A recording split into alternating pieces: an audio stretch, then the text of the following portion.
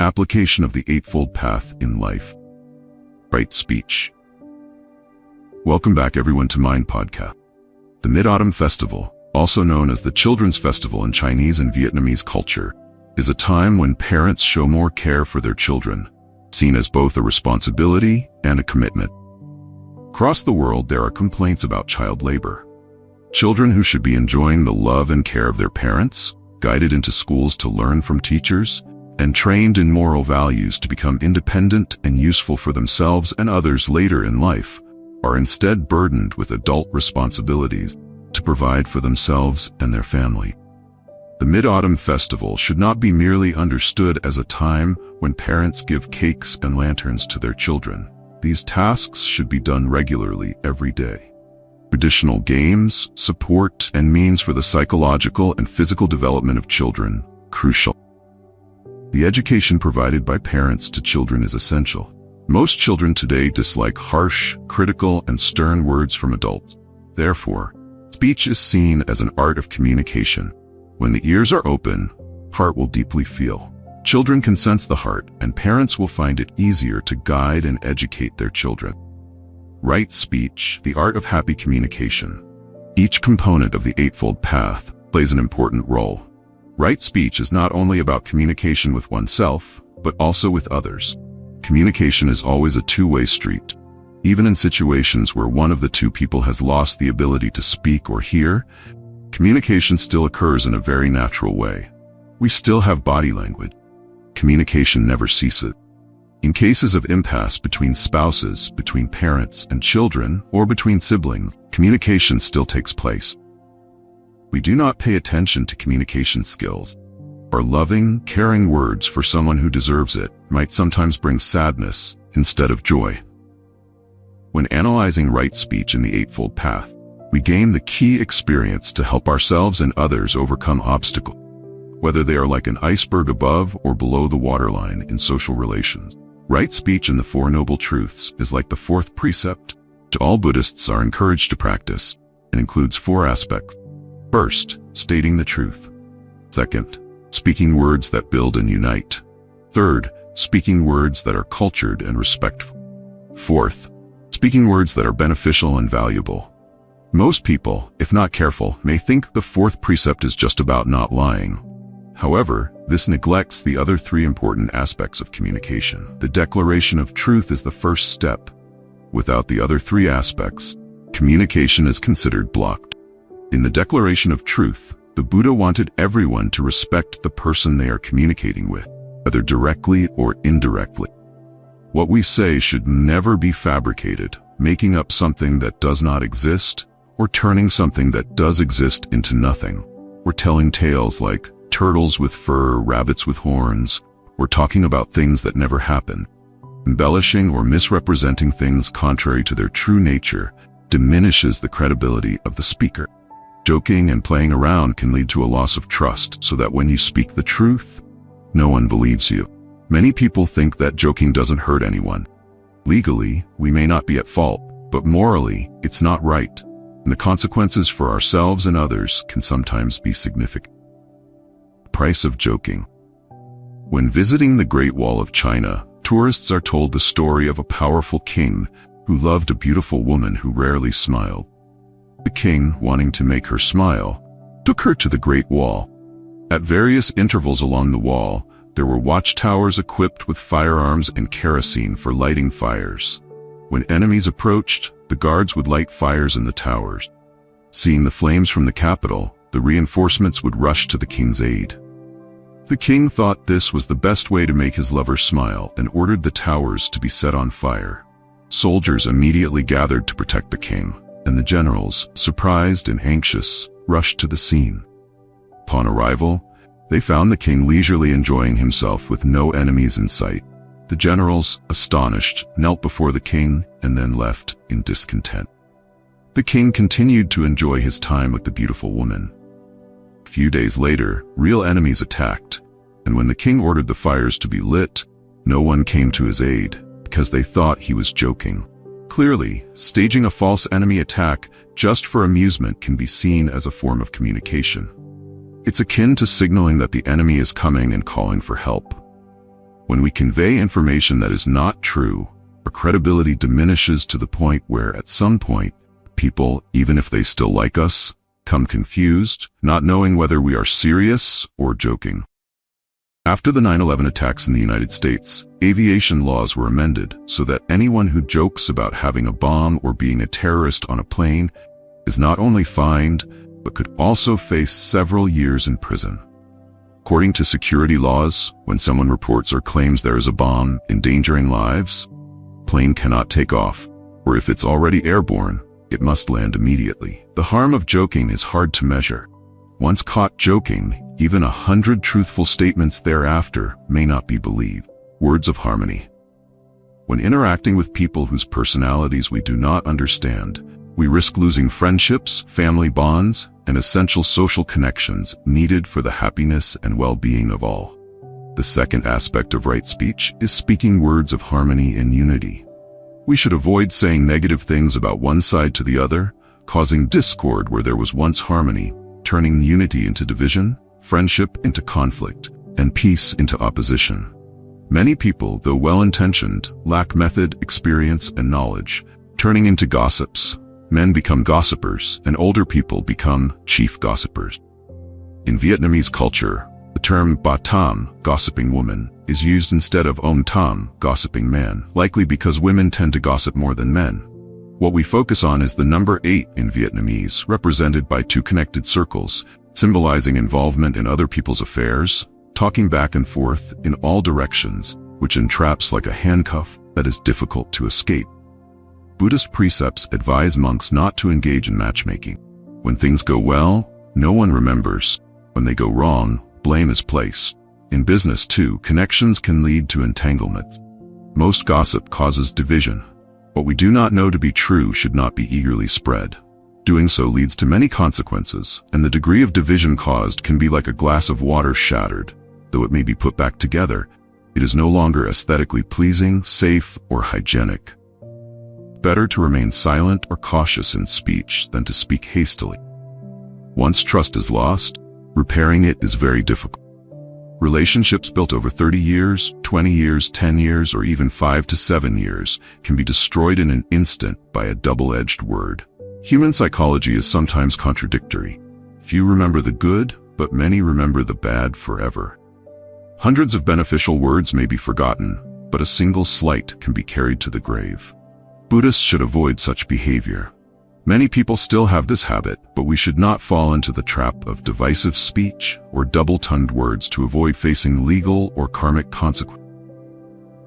Words of culture. The concept of cultured speech is understood beyond its literal meaning as avoiding vulgar language. Vulgarity includes cursing, using offensive language towards one's own parents or anyone else's, with words everyone knows. Most vulgar language is directed at parents or grandparents, whether one's own or others, and such words spread quickly. In poor working-class neighborhoods with limited access to education, people often pick up the habit of using vulgar language, with loud, crude speech seen as normal behavior. People with low cultural awareness who want to assert themselves as tough characters tend to use harsher language. Saying words cost nothing, so choose them carefully, suggests that how we express ourselves is very important, and the way we convey a message has great meaning. In moments of anger or stress, we should limit our speech because we lose control of our emotions. In reality, we speak out of anger, and angry words make us slaves to our own emotions. This trait destroys happiness in social relationships. Vows of curses and oaths are taboo. Some people, out of hatred, curse others. May you be hit by a train on the road. If that person gets run over by a car, I'll offer a bunch of bananas. If you leave my house, I'll celebrate, and so on. All such words are considered malicious speech. These people are living in the fire of anger, turning to ashes with nothing left. Some fathers, mothers, brothers, or sisters in moments of despair say things like, "When I die, don't come to see me," or "When your father dies, don't come to see his face." Such statements violate the precept of right speech. To avoid this, we must train our tone in communication. What we write may not be problematic, but when spoken, it can irritate or upset the listener. For example, writing, "What would you like to eat?" "I'll cook it for you," shows care from a wife to her husband or a sibling to another. The recipient feels content. But if this is said with a harsh tone, "What do you want? I'll cook it for you," although the words are the same, the tone changes the listener's reaction entirely. The tone reflects the attitude of the heart. Paying attention to the expression of tone makes our speech cultured. Maintaining calm in situations, even when others speak harshly, unfairly, or maliciously, brings happiness and peace. Those untrained in mindfulness, when hearing harsh words, may experience high blood pressure, loss of appetite, insomnia, heart problems, and other complications.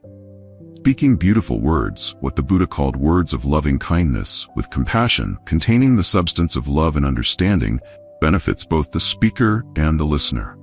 Speaking with mindfulness. Fourth point is to speak words of value and meaning. This is something most of us struggle with and rarely pay attention to. The Buddha was a person who spoke little, but whenever he spoke, it was of great benefit. The Buddha trained his disciples, especially monks, to speak less, not out of laziness, but to avoid idle talk. Laziness in speech is a bad habit. There are many good things we know, but when asked, we remain silent, becoming selfish. Or some people know nothing, so they just sit quietly, not speaking to avoid showing their ignorance. In diplomacy, speaking less can sometimes be advantageous. In the inner life, speaking less and sinking too deeply into the unconscious can cause emotional repression, leading to apathy, inferiority, sadness, and even despair. Speaking less in the spirit of the Buddha's teaching means speaking with mindfulness.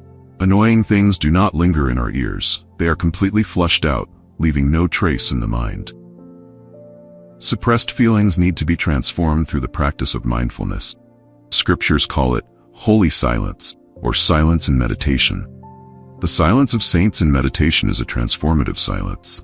It differs from the silence of someone who, while not taking revenge immediately, is secretly planning retaliation.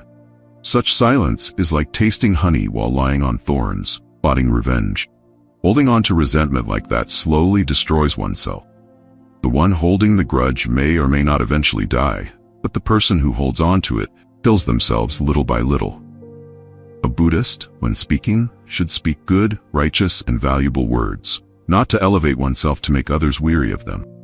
Speaking less helps avoid errors. Speaking less gives us the opportunity to reflect on ourselves more. Speaking less allows us to invest in the depth of our inner life. Speaking less in tandem with meditation and mindfulness helps release all repressed feelings, sorrow, suffering, worry, and anxiety. Such speaking less is beneficial. When we do speak, it should be certain that our words, if they have not yet borne fruit, will blossom, not pleasing everyone, but still being useful in some way. In such situations we should speak. Some people have the habit of speaking without knowing what they are saying, while others, who normally say nothing, at some point turn into chatterboxes, talking incessantly. Or when some matter is revealed, they feel the need to share everything to show their knowledge. The Anguttara Nikaya lists 5 criteria for virtuous or right speech. These 5 criteria support and complement each other. If we practice them well, the value of communication will be enhanced. One of the 5 criteria is speaking the truth at the right time. Speaking the truth at the right time. The Buddha advised us to speak the truth. Speaking the truth establishes credibility in speech. Speaking the truth prevents confusion for others. Speaking the truth prevents misunderstandings. Speaking the truth reveals the value of truth. However, depending on the situation, the truth may be revealed only to a certain extent. For example, a patient afraid of death, without the psychological resilience to endure, may be nearing the end of their life due to a terminal illness. Yet experienced doctors may choose not to tell them the truth to avoid worsening their condition. Time and psychological factors play a significant role in the progression of illness. For instance, someone with liver cirrhosis in stages 16 to 35, according to the scale used by American hospitals, may need a liver transplant. Doctors will explain that after the transplant, the new liver functions like the original, and if lucky, the patient may live for another 2 or 3 years. But if the work they are doing requires a few more years to complete, they might die immediately upon learning the truth, disrupting their work. The doctors explain the worst-case scenario, the best-case scenario, and ask the patient to sign a waiver, agreeing not to sue if complications arise, even death. Some people want to know the truth clearly to arrange their remaining affairs in the final years of their life, making the truth necessary. Otherwise, they maintain an illusion with assumptions that are not grounded in reality. The truth may hurt, but it's better to speak it sooner rather than later, to avoid long-term resentment. We must consider which situations require truth and which do not. Speaking the truth is not always beneficial for both the speaker and the listener. The Buddha taught us to speak at the right time. Speaking at the right time creates a comfortable mindset for acceptance, listening, change, and the therapeutic effect. For instance, if a wife knows her husband is unfaithful or drinks excessively and neglects his responsibilities, confronting him while he's talking to his friends will only make him angry. He may not admit his faults, even if he's wrong, because the timing is off. Or if he's stressed from work, and you bring up an issue when he needs a moment to relax, your words will backfire because the timing is not right. To persuade someone, you must know when they are psychologically open and receptive. The right time depends on the individual's personality. In diplomatic relations with partners, having this skill ensures success and gains people's hearts. If someone is overwhelmed and you bombard them with words, they may become apathetic. This attitude can lead to stubbornness, where they reject everything. Even if you're speaking the truth, if the timing is wrong, it can be harmful not only to yourself but also to others. The attitude of speaking involves two things: speaking gently and speaking with compassion. Gentleness is about being soft and speaking without provoking, without disrupting harmony, without causing irritation, without making others feel tired and tense. Speaking sarcastically, mockingly, or cursing should be avoided. A gentle attitude is essential. Gentleness teaches us that we cannot speak like a judge passing a sentence. We cannot act like a patriarch who thinks of themselves as superior, who speaks as the boss, who believes they are important. They speak and expect those below to listen without objection, without the right to build or comment. Such attitudes lead to daily conflict. Speaking with compassion, knowing that the listener has obstacles and difficulties, should guide our speech. We should speak to help others open up and achieve good results. He'll not speak just for the sake of speaking. A person of depth, when the time is not ripe, may pretend nothing is wrong, and when it's necessary to speak, they do so with the right attitude. According to the Buddha, if speaking does not bring benefit or happiness, we should refrain from speaking. If a child has done something wrong, feeling embarrassed, guilty, and avoiding their parents, we shouldn't speak immediately. Understanding that they are troubled, pressuring them to talk, is ineffective. We must determine the purpose of our speech, adjusting our attitude to be gentle and kind. Speaking should be realistic, speaking truthfully, clearly analyzing so that clarity is present and misunderstandings are minimized to the greatest extent. The remaining elements that support right speech or virtuous speech should be present. The most important criterion is benefit. If our words do not benefit anyone, they are in vain. The more we speak, more credibility we lose. People who talk too much often make mistakes or missteps. The saying goes, talk too long and you talk poorly. We must know to whom we are speaking. Identifying that purpose gives value to our words.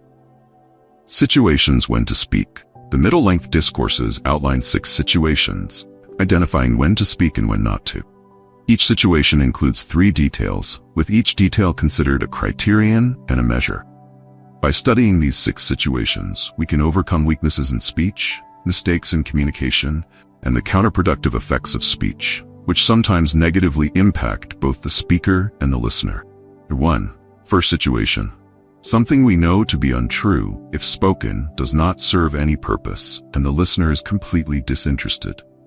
The Buddha advises not to speak. If it's untrue, without purpose, and disliked by the listener, what's the point of speaking? Many people enjoy making things up. They create stories that do not exist and speak as if they are involved. They know their words have no value to anyone, yet they still insist on speaking, even though the listener dislikes being falsely accused. This is a grave mistake with serious consequences for intentional distortion. Global law stipulates that slander and defamation, causing harm to others, are serious crimes. Recently, the French president sued the former French prime minister and several journalists for publishing false information about him. Nowadays, some monks are suing those who have spoken falsely about them. In the past, most monks remained silent, but now they sue to clarify the truth. Some say, "Why should monks sue? Isn't it too egotistical?" Others say the opposite. The involved party knows their situation best. Those with goodwill look at things from the root, understanding the origin and progress, finding a way to sympathize. Those without goodwill can find fault in anything. According to Buddhist precepts, a person wronged who sues to clear their name is not doing anything wrong. In the scriptures, the Buddha teaches that if someone says something false about us, we should, if requested, clarify that, "This is not part of me, I am not the author of it." The Buddha's teaching is clear. Doing so asserts our truthfulness, and whether the listener accepts it is up to them. Our duty is fulfilled. This contrasts with the saying in the Bhavang Samadhi scripture, "Unjust accusations do not need to be defended. Defending them is cowardly." Some people say a few sentences and resolve a problem, but out of fear of appearing weak, they hold on to the grudge for decades, with some taking it to their grave. 2-second situation. Words that are true, 100% correct, without distortion or embellishment, but when spoken, serve no purpose, have no value to anyone, and are disliked by the listener. The Buddha advises not to speak. This situation is easy to misunderstand, can be interpreted both negatively and positively. The Buddha made it clear that sharing through communication is meant to bring happiness and peace to the listener. A historical story from China tells of a cruel king, harsh towards his people, with many ethnic groups rising in rebellion and being captured. King held a traveling court, requiring the criminals to acknowledge the king's mercy to be spared the death penalty. Otherwise, they would be executed as an example. A righteous man was asked to speak his last words. He cursed the king in his native language, speaking calmly and confident. The king, observing his face and demeanor, felt pleased and asked for a translation. The translator said, "Before he dies, the criminal admits his guilt, hoping the king will show mercy and pardon him. Everyone makes mistakes. May the king be generous." King, hearing this, felt relieved and spared the man's life. Clearly, the translator in this situation spoke falsely, but with the purpose of saving a life. Although the translation was incorrect and the words were lies, they still had a good value. The words saved a person, reduced ethnic tensions between the king's supporters and opponents, and eased the conflict. If the translator had spoken the truth, saying, "He cursed the king, deserving punishment," it would have fueled the fire, spreading ethnic conflict quickly and causing widespread disruption. Security would be greatly challenged. Peace would not have been achieved. In this case, the Buddha advises speaking words that lead to good outcome. 3. Third situation. Words that are true, with a purposeful value, but when spoken, are disliked by the listener. The Buddha advises still to speak. At least 2 factors align with the truth. The truth has a positive value and purpose. Whether the listener accepts it or not is another matter. In this situation, we speak the truth, even if it is unpleasant, but the value of benefit outweighs it, so we should speak. Fourth situation. Declaring words that are not true, even with good intentions, but when spoken, are disliked by the listener, yet some still speak. This situation involves speaking falsehoods with no purpose, and is disliked by everyone. It means creating stories with no benefit to anyone, causing irritation and frustration. Words like this lead to destruction and harm everywhere. Enthusiasm without wisdom leads to damage. Fifth situation. Words that are true, serving no purpose, yet are liked by the listener. The Buddha advises against speaking. In this situation, we see that the Buddha prioritizes purpose and benefit. Criteria for speaking or not speaking, doing or not doing, the allowable range, and the key. 6th situation. Words that are true, purposeful, valuable, and when spoken, everyone likes and desires to hear. The Buddha encourages such speech. This is the standard of speech and communication. According to the Buddha's teaching, it must meet 3 goals: expressing the truth, having value and benefit, and being something the listener surely enjoys. The tone of the words, the attitude of kindness and harmony must be expressed and coordinated properly. For example, many wives go to the temple to chant sutras, attend retreats, and do volunteer work, but when their husbands ask, they always hide it. When asked, "Where did you go?" they reply, "I went out with friends." When asked why, they respond, "If I tell the truth, he'll scold me." In this situation, we see the truth has a legitimate purpose, but the husband dislikes it. Buddha advises still to speak. Say, "I went to the temple today." When asked which temple, say, "The Anquang Temple." Say, "Today, the temple chanted the Sutra of Merit, teaching about the art of merit-making, living happily for oneself and others." Even if the husband scolds, we should smile because he does not understand. Once he understands, he will sympathize. Difficult husbands eventually realize that if their wives go to nightclubs or gambling dens, it would be worse. Going to the temple is nothing to forbid. Everyone has spiritual needs. Husbands should encourage their wives' faith. Wives should not hide this from their husbands, because they know the truth has a legitimate purpose. And speaking out about good deeds is praiseworthy. Speaking correctly and valuably. The issue is not to speak defiantly. Don't say, "I do what I want, and you can't stop me." We should speak the truth with purpose, but words that are unpleasant to the listener can backfire. A Buddhist once asked me, "A friend lives near a temple, and the temple chants 5 or 6 times a day. Couple is frustrated. They go out around 6 o'clock to avoid the evening chanting. They're afraid to complain to the temple because they think it would be wrong. But if they don't complain, they're annoyed. What should they do?"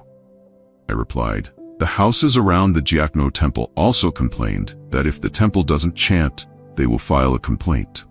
Everything becomes a habit. Living near a temple means adapting to spiritual culture. Hearing the sound of bells and chanting, worries fade, wisdom grows, and Bodhi, enlightenment blossoms, leading one away from hell and out of the furnace. If one doesn't harmonize, doesn't like it, doesn't feel it, sound of chanting becomes a source of frustration, wisdom diminishes, Bodhi fades, and one is closer to hell and further from Bodhi. The only solution is to get used to it and adapt to the environment, eliminating obstacle. In this situation, we speak the truth with purpose. Whether or not the listener likes it, we still speak. Naturally, the listener may appreciate it, but be hesitant to repeat it to others, thinking, "Thich Nhat Tu is just joking. How could houses near the Gyakno temple threaten to file a complaint if the temple doesn't chant?" The truth or the means are not important. What's important is the goodwill on both sides, speaking the truth and speaking with purpose. Whether the listener likes it or not, must be said. That's the situation the Buddha taught. The highest situation, where truth, purpose, and being liked come together. Some people are sparing with their words, not because they are selfish, because they fear speaking. In the Four Noble Truths, the Buddha presented 2 situations using the Eightfold Path. The first situation serves the purpose of personal merit, meaning practicing right view, right thought, right speech, right action, right livelihood, right effort, right mindfulness, and right concentration to seek merit. The Buddha advised lay people to stop at this level, not to be attached to the merit they have created. We should not be content with merit, but continue to work on it. Monastics do not stop at merit, but should direct their minds towards the supreme Bodhi fruit. In the Mahayana Sutras, it is said, doing countless Buddhist activities without directing the mind to Bodhi is considered demonic activity. A Vietnamese overseas Buddhist once said to me, worriedly, "Master, does this mean that all the merit we've accumulated over the decades is demonic work? What should we do now, Master?" Reading sutras without guidance can lead to misunderstanding. This sutra is addressing bodhisattvas, not lay people. The Buddha wants to encourage all arhats to become Buddhas through the bodhisattva path, not to stop at the fruits of their achievement. If we do not direct our minds towards Bodhi to attain Buddhahood, it is considered demonic activity. However, virtuous deeds are virtuous deeds, and how can virtuous deeds be demonic deeds? This statement is a means, not a truth, meant to encourage people to achieve a greater truth, though it is still said. In 2008, when I was teaching in the United States, at Hoa Neam Temple in Washington, D.C., 36 associations condemned me. On some Vietnamese newspapers in the US, Australia, Canada, France, and Europe, they even broadcast on Vietnamese TV 5 to 7 times, each time for a few minutes, claiming that Thich Nhat Tu is a communist. They came to interview me with questions designed to trap me. I have never refused any interview. Whoever asks, I answer. I requested that they not edit, cut, or add, and keep the original text. They promised one thing, but edited it differently, lacking goodwill. They spliced segment A into sentence B into segment A. They avoided the issue, answering out of context, then uploaded it to YouTube to accuse me of being a political puppet in the country, just after the successful 2008 United Nations Vesak celebration in Vietnam. Organizing a commemoration for the Buddha, the spiritual father of Buddhism, and accusing me of being a puppet of the government is utterly absurd. When we say something with purpose, whether people like it or not, the Buddha advises us still to speak. We have nothing to fear. We speak correctly and honorably. If someone labels us, that's their business. The purpose of a monastic is to use right speech in preaching the Dharma, speaking about the profound and wonderful teachings of Buddhism, contribute to making society better. Helping ourselves achieve value, lay people can still use right speech and diplomacy, winning hearts. Of course, we should not use it for negative purposes. If suffering and misfortune are the greatest fears of life, then happiness must be the goal that humanity seeks. The question arises, what will bring happiness to humanity, material wealth or spiritual fulfillment? From this question, great cultures were born, philosophical thoughts emerged, and science and technology developed. Yet humans have still not found happiness. Is happiness too distant for humanity to reach, or is human greed so vast that people cannot perceive the happiness beside them? Introduction. In life, there are countless unexpected changes that we can hardly grasp, such as joy and sorrow, awaiting us. Many times we have to face the sufferings of this world, including disappointment, disillusionment, and loss, suffering in the midst of life. How can one achieve a peaceful, happy, and stable life amidst the ever-changing stream of life? This is something everyone desires, seeks, and strives for. Therefore, happiness has become a widely sought-after topic in human society. But who truly attains happiness? According to Buddhism, happiness is a peaceful way of life in the present moment, right in this very life, following the Buddha's teachings. Happiness is inherently a very natural quality present in each of us, inherently clear and genuine. However, due to ignorance, greed, hatred, delusion, and attachment to the self, we fail to see it and live in that nature. In the spirit of Buddhism, living a simple but meaningful life, when the mind settles and returns to a peaceful way of living, staying away from extreme states, and walking the middle path, happiness becomes vast and boundless. The concept of happiness. Happiness has always been the goal of human life, and everyone yearns to find it. Regardless of place or time, the objectives that people seek, wealth, money, fame, status, health, good friends, success, spiritual fulfillment, and freedom from life's troubles, all stem from the desire to live happily. So, what is happiness? Happiness is simple and close, like a rose in a young woman's hand, yet it can also be as distant as a noble truth. The English and Americans call it happiness. The French call it bonheur, meaning a feeling of peace or a positive psychological state, directing human development upwards.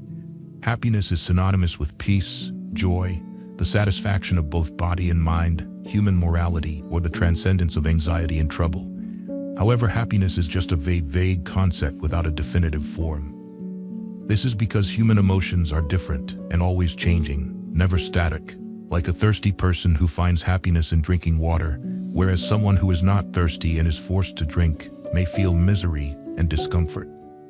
Therefore, definitions of happiness are relative.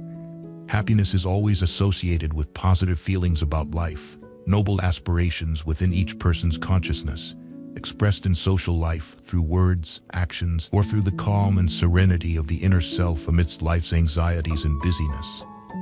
Happiness is the soul of culture and human civilization, peace for life, compassion for society, and a bridge connecting individual and collective lives.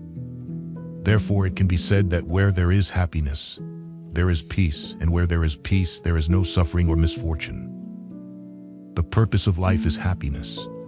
You are not born to live in unhappiness. You are born to be happy. Throughout history, there have been many perspectives on happiness, each with its own value corresponding to different eras, societies, or even within the scope of individuals. Therefore, the author addresses some notable points in recognizing happiness to gain a more accurate understanding in reality. Definitions of happiness, according to scholars. Peace and happiness are two fundamental aspects of life that the people always wish to attain fully and completely, to elevate life and infuse it with faith and vitality throughout the turbulent journey of human existence. However, desire and attachment have caused the mind to become increasingly restless, and happiness gradually slips away.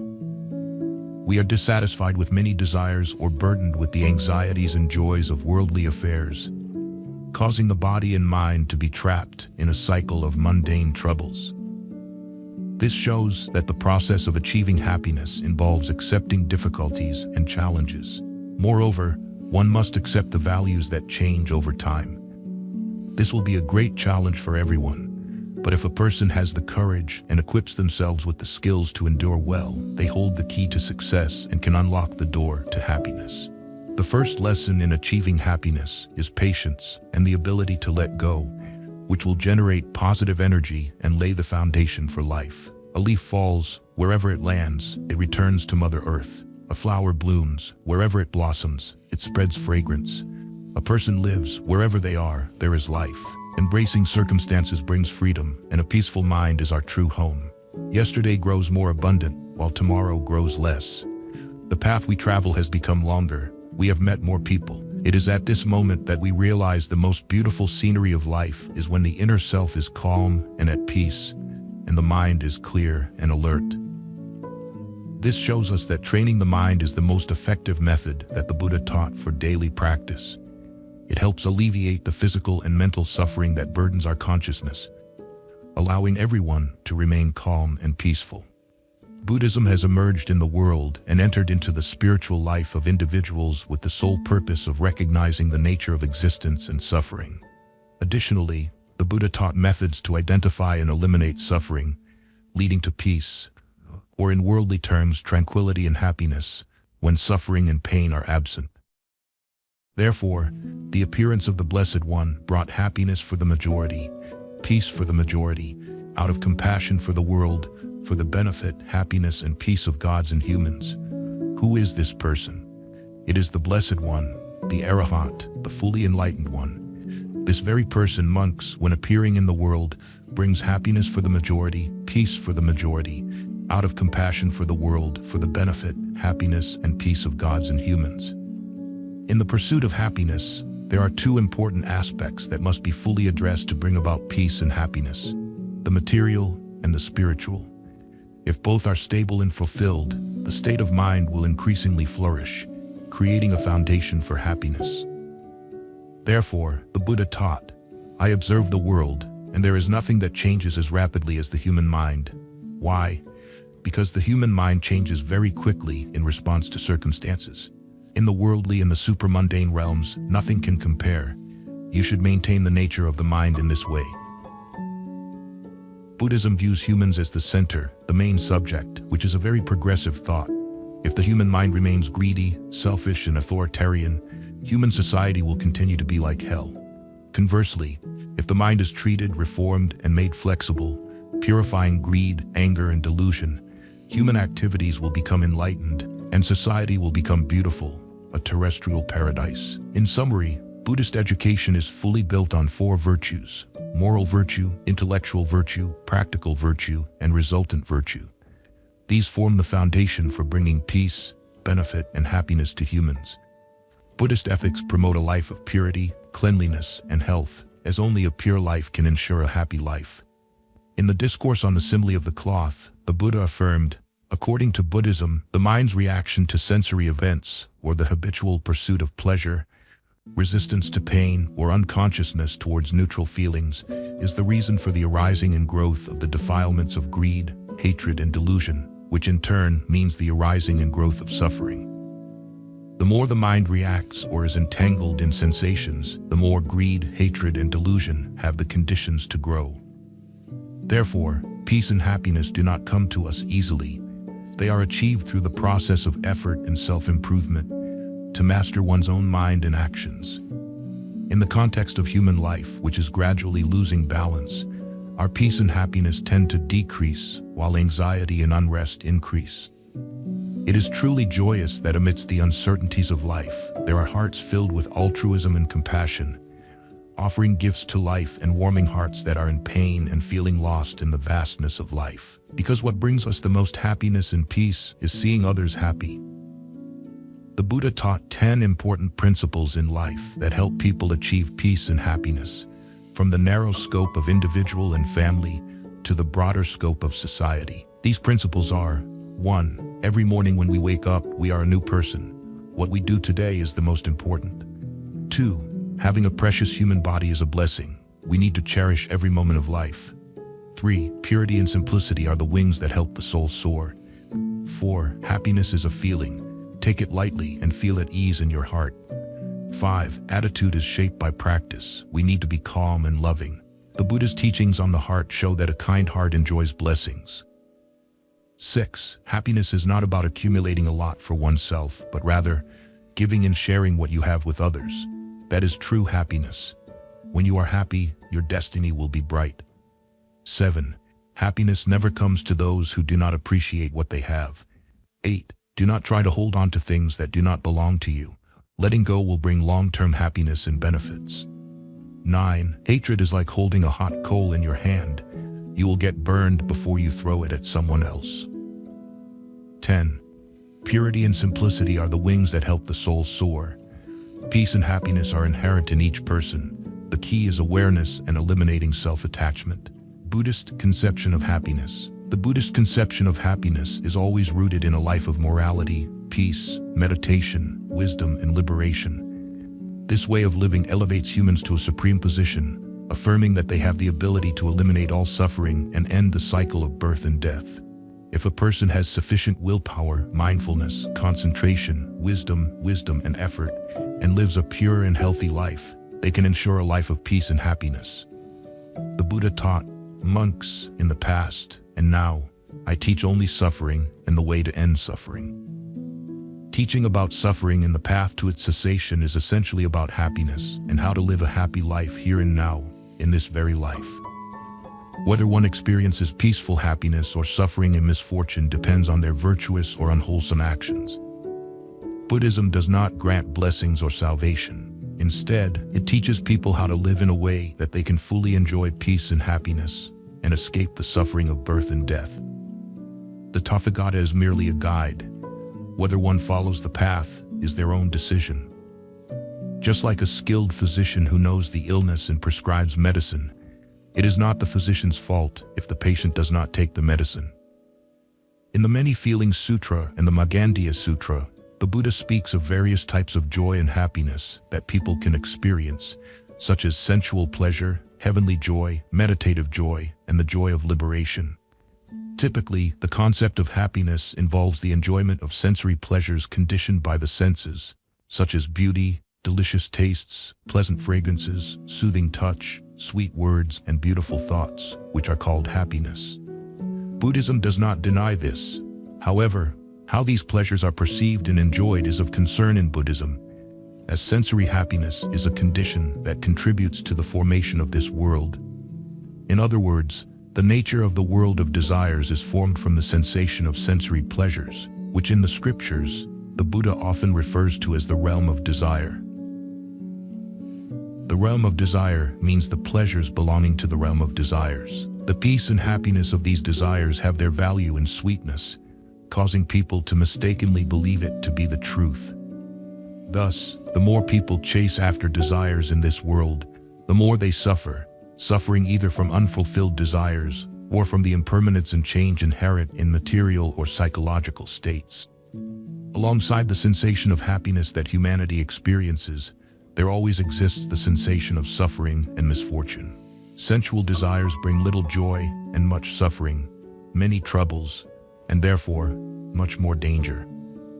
Therefore, Buddhism introduces to humanity a way of living that transcends the realm of desires through ethical living and the development of spiritual and intellectual growth. The control of sensory desires and the clarity of the soul, living a pure life, lead people to peaceful happiness, which is the transcendence of life's distressing sensations and remaining unmoved amidst the fluctuations of pleasure, pain, or neutral feelings. O wise one, there are these three feelings. What are the three? Pleasant feeling, painful feeling, and neither painful nor pleasant feeling. O wise one, these three feelings are impermanent. When it is known that what is impermanent is suffering, the sublime feeling of happiness does not endure. Therefore, in Buddhism, happiness is not only about living a moral and virtuous life, but also about liberating oneself, others, and society from suffering. Since all beings are equal in terms of life, death, happiness, and suffering, the Buddha advises his disciples to achieve morality, meditation, wisdom, and liberation, saying, "Accomplishing 5 qualities, O monks, a monk brings happiness to himself and brings happiness to others." One of the sighs. Here, O monks, a monk himself is fully endowed with moral virtue and encourages others to be fully endowed with moral virtue. He is fully endowed with meditation. He is fully endowed with wisdom. He is fully endowed with liberation. He is fully endowed with the knowledge and vision of liberation, and encourages others to be fully endowed with the knowledge and vision of liberation. Being fully endowed with these 5 qualities, O monks, a monk brings happiness to himself and brings happiness to others. Thus, the greater happiness must be the peaceful happiness that comes from detachment, from being far removed from worldly matters, known as serene joy and the joy of liberation. That peaceful happiness must be achieved through the cultivation of body, speech, and mind, with liberation of the mind and wisdom of liberation. In other words, the peaceful happiness of morality, concentration, wisdom, liberation, and the knowledge and vision of liberation. From this Buddhist perspective, we can see that happiness is not limited to worldly matters but extends beyond sensory pleasures through overcoming cravings and attachments, leading to the serene happiness of liberation, nirvana. Here, transcendence does not mean escaping from life, but living a liberated and peaceful life within it, not avoiding or shunning it. Meanwhile, under the same sky and with the same elements of earth, water, wind, and fire, ordinary people continually experience afflictions, dissatisfaction, fear, suffering, and lamentation. This great difference can be described as the difference between life and death and nirvana. In the same life and with the same earthly resources, one person enjoys the serene happiness of nirvana, while another endures the suffering of life and death. The starting point is the search for true life and happiness. One person reaches eternal joy, while another struggles with the debt of suffering. This is due to the correctness or incorrectness in approaching life's issues and understanding happiness. The Buddha mentioned 3 types of wrong views: wrong perception, wrong thinking, and wrong knowledge. It is these wrong views that lead people to suffering. We see that all beings seek happiness. Buddhism also seeks happiness alongside everyone else.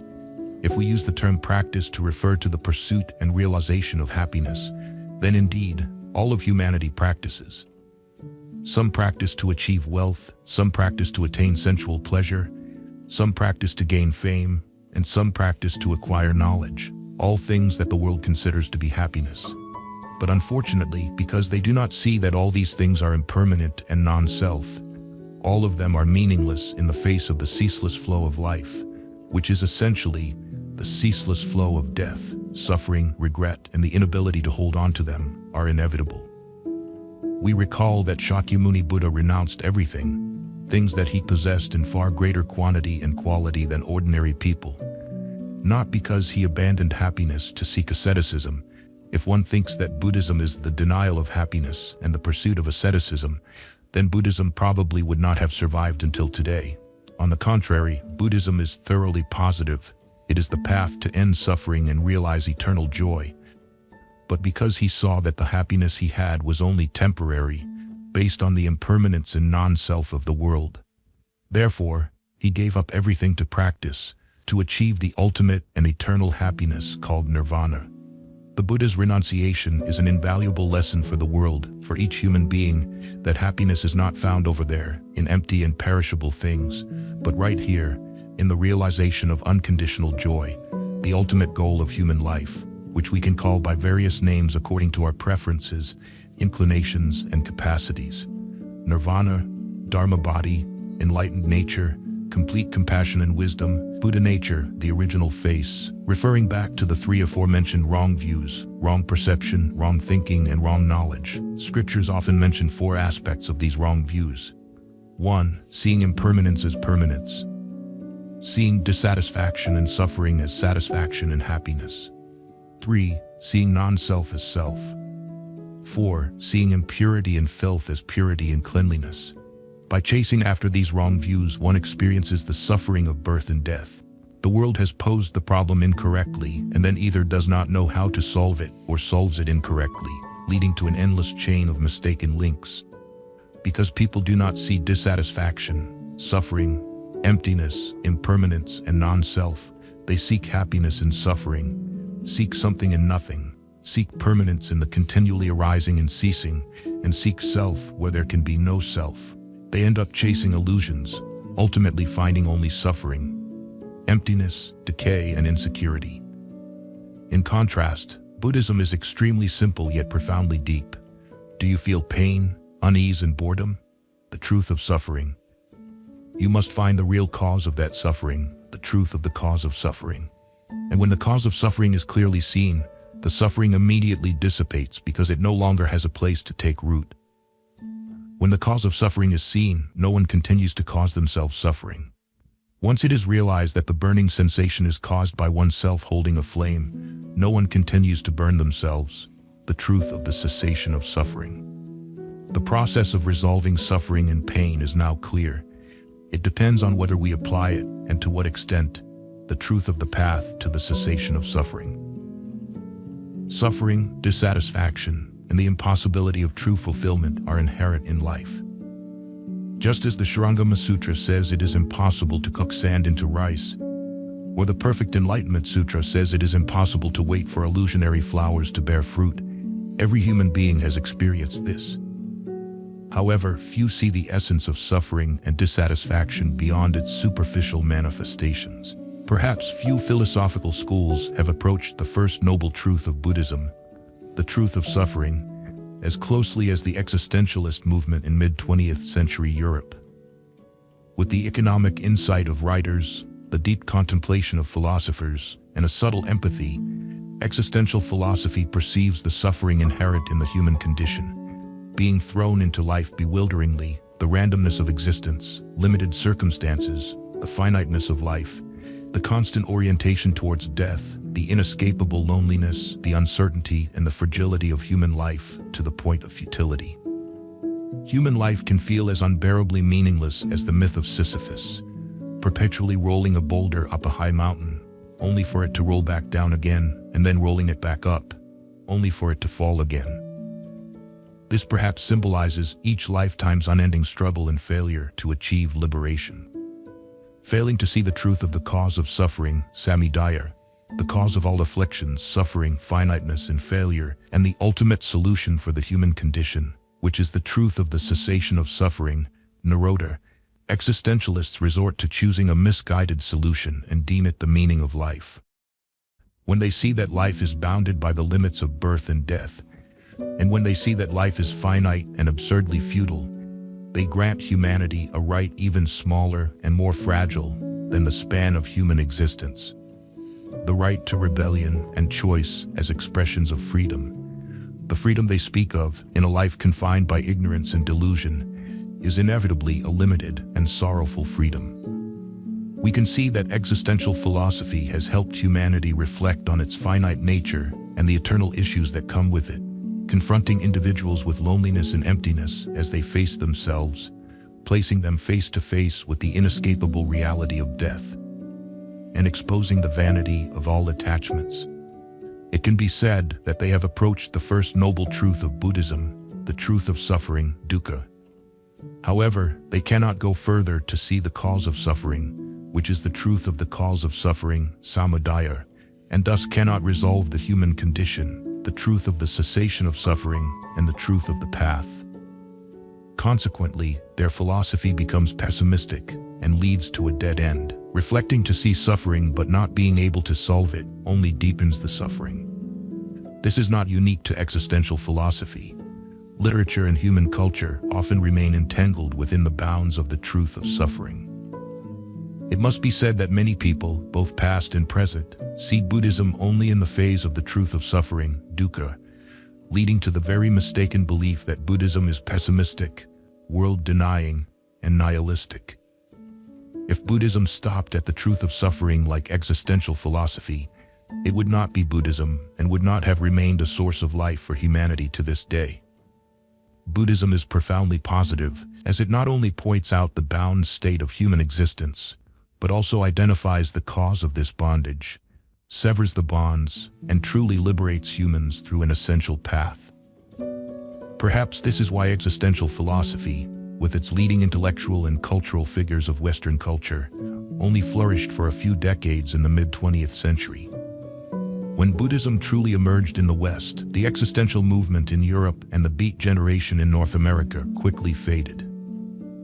If we use the term existential to emphasize living in the present, focusing on the practical reality of the here and now, without dreaming of an illusory solution in another life, another place, or projecting onto a divine benefactor, then it must be said that there is nothing more existential than Buddhism. This is the existentialism of one who has eradicated suffering, practicing mindfulness in the present, experiencing present joy, not regretting the past, not longing for the future, living eternally in the present. Thus the body is bright and beautiful. This is the present nirvana, existentialism of the sixth patriarch Hui Ning. According to your words, it seems that apart from the physical body there is the Dharma body, separate from birth and death to seek extinction, nirvana. And you deduce that nirvana is eternal bliss, believing there is a body that experiences it. This is the delusion of clinging to birth and death, being entranced by worldly pleasures. Now you should understand that the Buddha teaches that all people mistakenly identify the five aggregates as their own self, discriminating various phenomena as external objects, desiring birth and fearing death, constantly changing from moment to moment, without realizing it is all illusory and false. They futilely endure the cycle of rebirth, mistaking the eternal bliss of nirvana for suffering, seeking it throughout their entire lives. Out of compassion for these deluded beings, the Buddha taught the true bliss of nirvana, where in a single moment there is no appearance of birth, and in a single moment there is no appearance of death. There is no birth or death to be extinguished, and this is the present realization of cessation. Only when it is presently realized can it be called eternal bliss. This bliss has no one to experience it and no one not to experience it. How can it be said that nirvana prohibits all phenomena?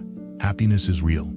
Happiness truly exists amidst the smallest, simplest things in life. Yet we often cannot easily perceive or grasp it in an instant.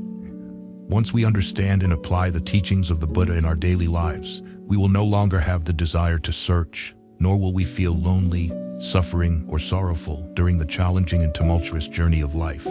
Instead, we will experience a genuine, eternal happiness in the radiant light of the Tathagata's teachings. Ordinarily, we do not recognize the value of the simple things that surround us, such as a close relationship, a familiar object, or a routine action or habit. It is only when these things are gone that we realize how precious they were.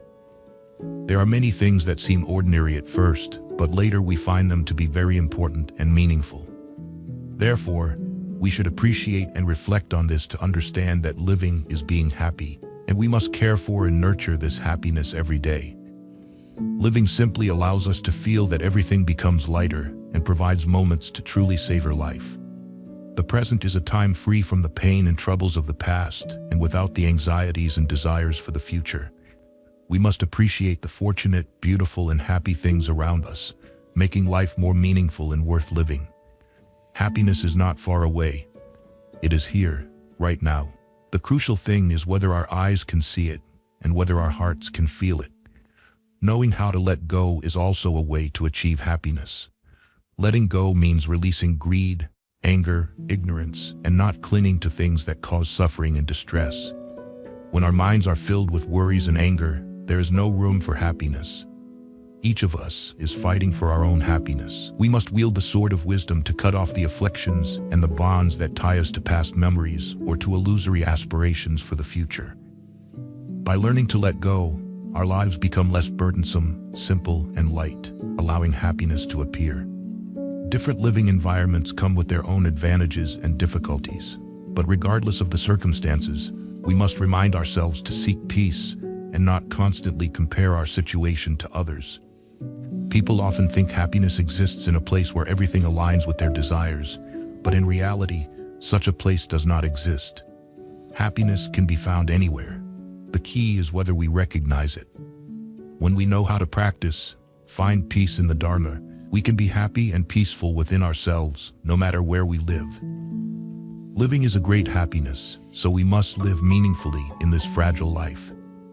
Happiness can bloom in our hearts if every day we know how to love others, do useful deeds without being overly concerned with personal gain. Happiness also comes from sharing, understanding, and treating others with sincerity and generosity, thereby awakening noble feelings in their hearts. More than 2,500 years have passed, but today we still have the opportunity to learn and practice the Buddha's teachings, which is a great blessing. After many years of ascetic practice to find happiness through liberation, the Buddha finally attained enlightenment.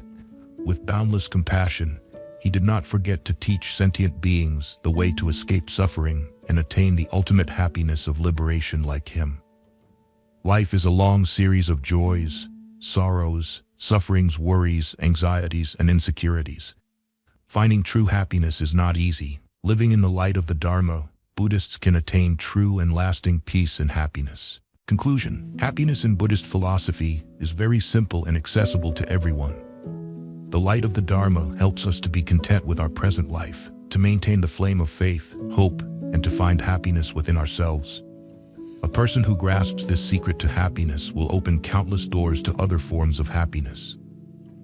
Living in a turbulent world, everyone wishes to become better, more useful, kinder, happier, and more peaceful. This wish is very human, very practical, and very suitable for everyone's mentality. However, not everyone knows how to achieve happiness and peace. Some people wholeheartedly seek true happiness and liberation, but with insincere hearts and improper practice, causing suffering for themselves and others, and creating chaos in society. This results in an unhappy society. Therefore, from a Buddhist perspective, true happiness must be the right kind of happiness, based on altruism, selflessness, and the path of morality, concentration, and wisdom. This kind of happiness transcends arrogant thoughts filled with desire and pain, leading to a peaceful mind, liberation, and nirvana. From the Buddhist perspective on happiness that has been presented, we can understand the very practical values of happiness in life, expanding many new aspects for individuals and society today.